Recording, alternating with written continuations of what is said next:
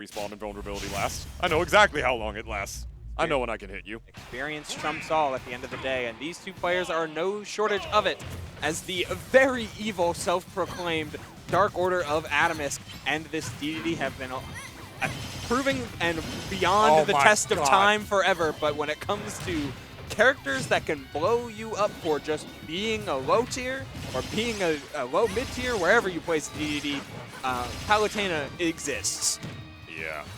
The king, the self-proclaimed king of Dreamland himself, the greatest one in the world, I'm saying it, out here to show you what he can do against another one of this region's greater Palutenas. Atomsk, of course, he's one of this scene's most seasoned veterans, for sure. Was the top Dedede, or one of the top Dededes in Brawl way back in the day. Now showing you what he can do when his character is down a couple of tiers. But we all know what this guy can do already, is that up air is going to take the stock high-rage Dedede against a slightly lighter character like Palutena. Look at that. How much do those combos even matter, Ubel?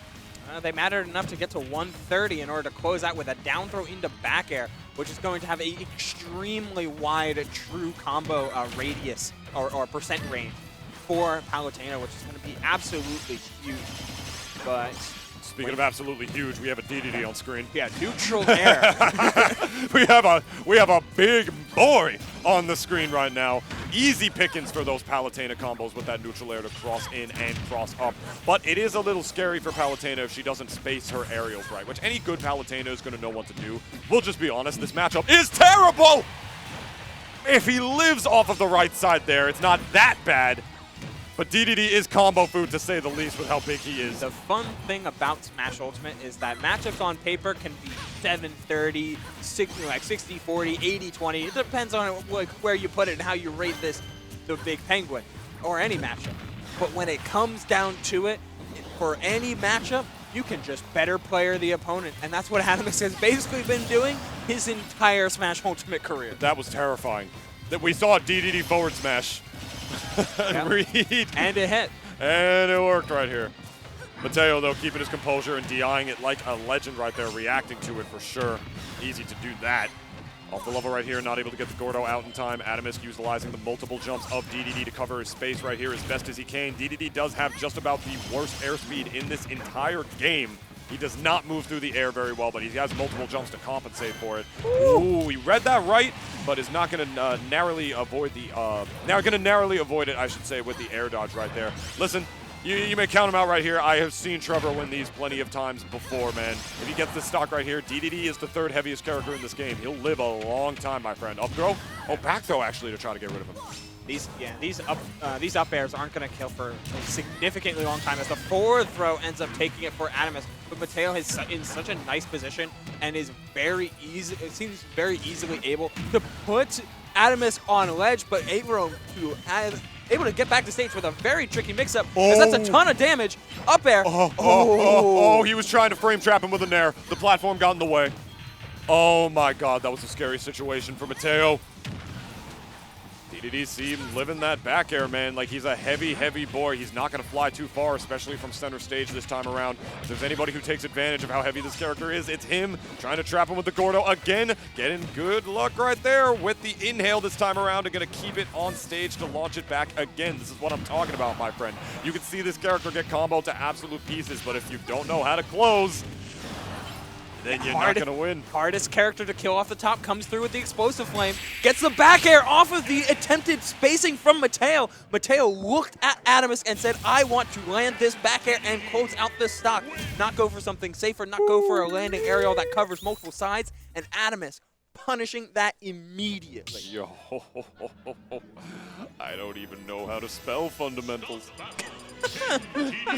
Absolutely nuts how he's just able to just win in those CQC, close-up raw exchanges, man, because he just knows those tiny nuances because he's been dealing with them for the better part of his life. This is Dedede. Character sucks. I don't care. I'll just say it's true. It's true. You're not right. Good. This matchup is also horrible. No falsehoods detected as we get a nice little raw neutral air to keep it back to the platform. Oh, I mean, I love those little optimizations, and Adamus is chock full of them. He is, my friend, he is. It's the thing, it's those clutch moments, my friend. And I don't want to say everything about Dedede is bad, because it's not true at all. His ledge trapping is amazing, and one thing I said over and over again that comes into clutch is just how thick this Penguin is, my friend. That's the only bad thing I will say about the Palutena Dedede matchup. Yeah, she gets him to 60 to 80.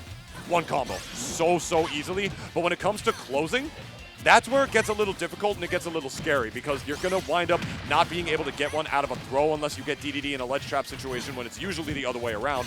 This is when Palutena is just going to start back air, back air, back air to try to get that. That's a raw hit that she needs in neutral. That's a lot scarier against somebody who's as fundamentally sound as Atomsk. Yeah, and you're forced to most of the kill traps that it feels like Palutena sets up, they set up into explosive lane, they set up into up air. It moves like that, where it's a whole lot harder to take out the specific attributes of Dedede. If you're just looking for raw back airs or back throws, those are a lot harder to come by in moment-to-moment situations. Yeah. But we are going to see Mateo playing this a lot more soundly, not trying to let Atomsk breathe. Because the more neutral you play, no. With the rising there.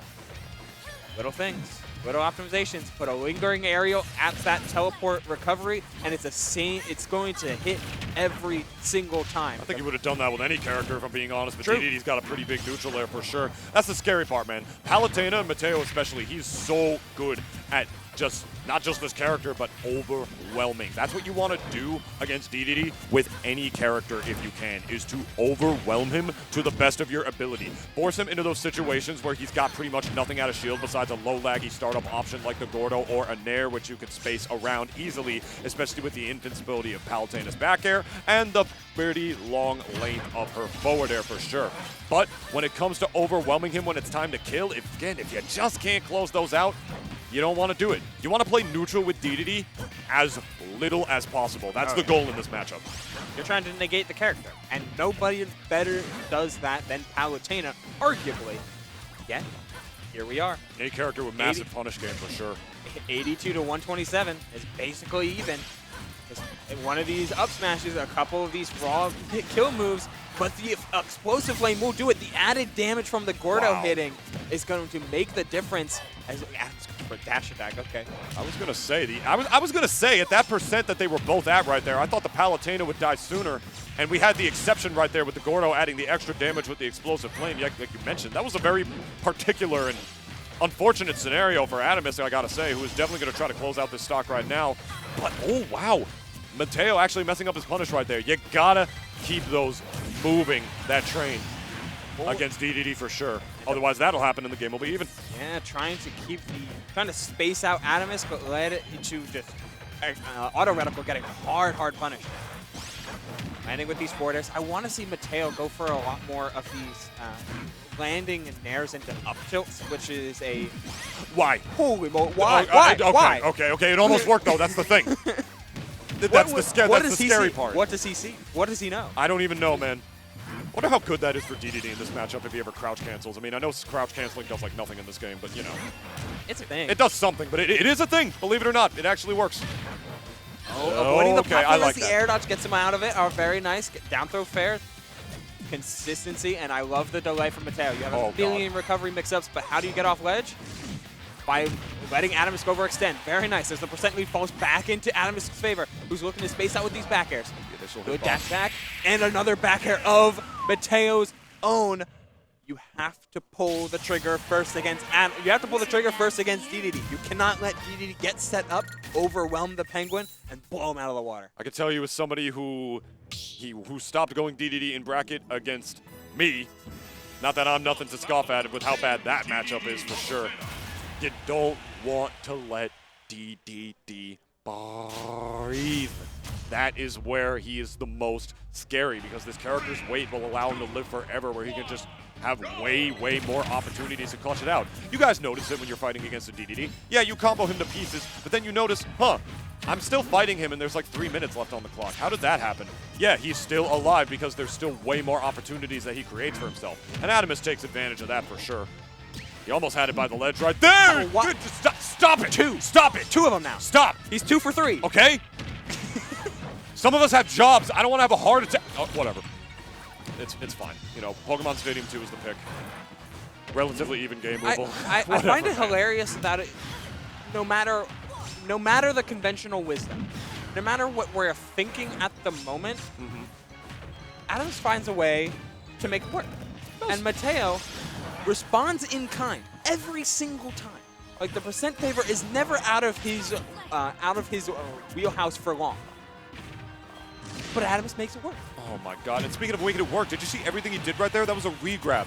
The patience he had to know exactly when he had to shark to make it back and up B and just perfectly time his get-up attack to get around the explosive flame, even though it wasn't re-grab, was astounding. He did everything in his power to survive there, and he did, but unfortunately it's not going to work a second time that time around, missing the ledge with the super DDD jump. Oh, there was the first sighting of up smash in this game, in this entire set even, but it's not going to get stuffed out by Palutena's own areas. The back air blocks DDD's own. The pressure's on again, man. Yeah, do you see how he drifted back? Drifted back, but almost drifted back too far. It just gave Atomsk a way out of the corner. I don't know if you noticed off of that Gordo, Atomsk actually did react to it. He started to chase him to try to search for an up air conversion off of it, but DDD's airspeed just wasn't good enough to get there. Those are the reasons why he's constantly on Twitter saying this character sucks. Like, he knows like where the Gordo is going to send him, and he reacts to it as a player, but DDD himself was too slow to get there. Penguin holds him back. Oh, like cutting off the platform with the tumbling Gordo, but the stock is still not falling. 77, it's the DDD tax, it's the heavy tax even. Looking for an up tilt as an anti-air, not going to find it, and the last hit of the auto reticle will knock back the Gordo. It just reflect with that. Good weight right there, but able to get the shield out in time somehow is Mateo. Finally going to land the back air. Signs of life right here for Atomsk for sure, man. Definitely not too big of a deficit to make up with at this point. Unless Mateo continues to do the wonderful job that he's been doing in this third game here of forcing his advantage. That has been his cleanest adaptation so far. He's in a lot more situations where he's just not letting Atomsk play the game at all. Going to force him to utilize another one of his jumps before going to the ledge with the auto reticle. Not going to beat out the initial hitbox of the Gordo that time around, though. There's the up tilt, but not enough rage to have to close out the stock immediately as the Gordo pops in. Oh, I like that read from Mateo, who was trying to call out a neutral getup, but Atomsk did not give it to him. 175 to 14, and you still have to be careful. That back throw was tempting. Mateo is just spacing him out, not willing to risk this entire lead off of one interaction, but it finds the grab. Spawning a projectile in his face to reflect his projectile. Palutena, ladies and gentlemen. Hello. Hello, everybody. And just the unfortunate existence of Gordo and how it's so easily swattable. Any move above 2%? Any move. 2% or above, actually, yeah, I should say. So that's a big range. That's a pretty big range of attacks. Gordo gets past anyway. And the up tilt as well. The spots are there, but just a little bit too late every single time. Mateo's up-tempo play is really benefiting him, trying to get off ledge early, trying to attack early. Is this back throw, will it do it? Yes, it will. It should have. 190, I would have hoped so. Man, I think that would have even killed Bowser for sure, as we're immediately going to get back up to mid% right here with one Palutena combo, as we are one to do. Good catch with the neutral air. That's so important to just keep that pressure on DDD. Don't let him play the game. Don't let him get at a disadvantage for a minute. Already up to 90% off of just a couple of strings. This is what I'm talking about. Mateo with the cleanest adaptation against a matchup that is certainly in the favor of his character. Back throw not going to do it here, though. My God, this is clean stuff from Mateo this third game. Understanding and awareness of every single situation, how to turn it into his own favor. Mateo playing Palutena and how it's projected how she does against most of the characters that aren't considered in that higher upper echelon. But Atomsk finding a couple of these air dodges reads. No. Looking for the roll read of himself, but didn't block the F tilt all the way through. Will recover just fine. If Trevor eats this, I'll eat my. If Trevor wins this, I'll eat my hand warmer. Don't. Nom, nom, nom. I would recommend to I've not. seen him win these things before, dude. Oh man, why is this scary again? Because Mateo is leaving himself open, trying to fish the DI out. Almost got him, got his stock erased at 134. All of these backers are going insane. He's not going to commit, not by the ledge this time around, not at this percent for sure. He's going to fight his way back one more time. Gordo for safekeeping. It's going to be a re-grab, but it doesn't matter because the Gordo's out, not able to get the back air, facing the wrong way. Oh, but the Gordo actually paving the way back to the ledge after a whiffed air dodge. And the timing on the neutral getup too, the bounce back from the Gordo hit side B. It is a dash attack, but he missed. Yo! Okay.